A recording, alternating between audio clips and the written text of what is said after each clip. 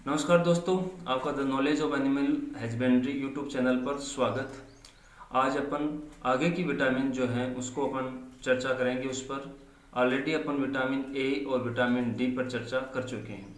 तो आगे जो वसा विलेय विटामिन है उसका नाम है विटामिन ई। विटामिन ई का रासायनिक नाम टोकोफेरोल है। अब इस विटामिन के अपन शरीर के अंदर कार्य देखते हैं। तो सबसे पहला कार्य है, ये एक प्राकृतिक एंटीऑक्सीडेंट है। अब अपने को दो शब्दों को समझना पड़ेगा, ऑक्सीडेंट और एंटीऑक्सीडेंट, ताकि आपको इसको समझने के बाद में बहुत कुछ फायदा हो जाए। ऑक्सीडेंट वे पदार्थ होते हैं जो शरीर के अंदर जाकर शरीर की कोशिकाओं का ऑक्सीकरण करके उन कोशिकाओं को नष्ट कर देते हैं, और कोशिकाओं को नष्ट करने की वजह से उस शरीर के अंदर बुढ़ापे, एजिंग के लक्षण आने लगते हैं। तो इस प्रकार के सभी पदार्थों को ऑक्सीडेंट बोलते हैं। जबकि दूसरी जो टर्मिनोलॉजी है वो है एंटीऑक्सीडेंट। तो एंटीऑक्सीडेंट वे पदार्थ होते हैं जो शरीर के अंदर जाकर शरीर की कोशिकाओं को नष्ट होने से रोकते हैं, शरीर की कोशिकाओं को संरक्षित करते हैं तथा उस पशु व इंसान को जवान बनाए रखते हैं, तरुण बनाए रखते हैं। तो इनमें से विटामिन ई जो है वो भी एक बहुत बढ़िया प्राकृतिक एंटीऑक्सीडेंट है। आगे अपन विटामिन ई के जो कार्य है उसके अंदर देखते हैं। अगला जो कार्य है, शरीर की फर्टिलिटी को बनाए रखना। विटामिन ई जो है वो शरीर की जो प्रजनन क्षमता है उसको बनाए रखने में बहुत बड़ा योगदान होता है। अगर विटामिन ई की कमी हो जाए तो नर व मादा दोनों के अंदर ही इनफर्टिलिटी आ जाती है, स्टेरिलिटी आ जाती है, बांझपन के लक्षण आ जाते हैं। इसलिए भोजन के अंदर प्रोडक्शन को मेंटेन रखने के लिए विटामिन ई का उपस्थित होना अति आवश्यक है।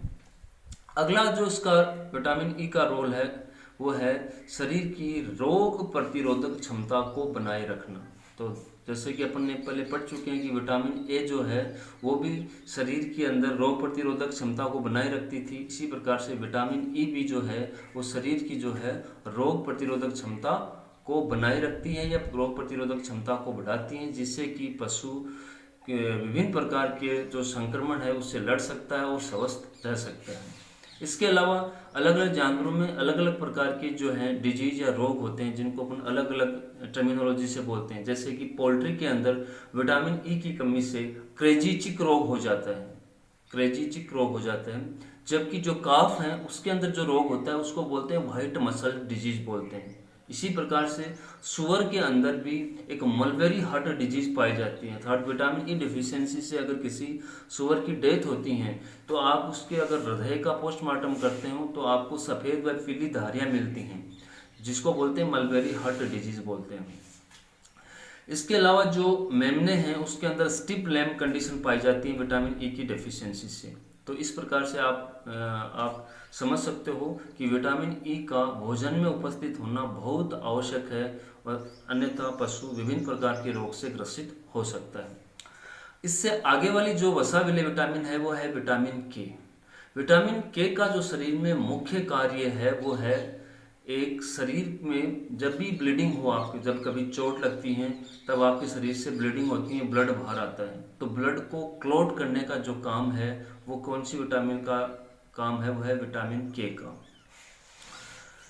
जानवरों के भोजन में एक पादप होता है जिसका नाम है स्वीट क्लोर।